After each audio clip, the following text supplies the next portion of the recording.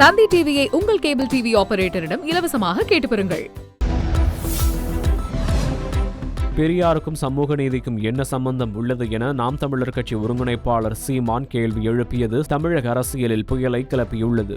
பெரியார் குறித்து பரவும் வதந்திகளை நாம் தமிழர் கட்சி தலைமை ஒருங்கிணைப்பாளர் சீமான் தான் பரப்பியதாக திராவிடர் கழக பிரச்சார செயலாளர் அருள்மொழி பதிலடி கொடுத்துள்ளார். திராவிட அரசியலை நீர்த்து போக செய்ய பாஜகவும் சங் பரிவார் அமைப்புகளும் செயல்படுத்த தொடங்கியதன் ஒரு பகுதிதான் சீமான் என்று விசிக துணை பொதுச் செயலாளர் வன்னியரசு கண்டனம் தெரிவித்துள்ளார்.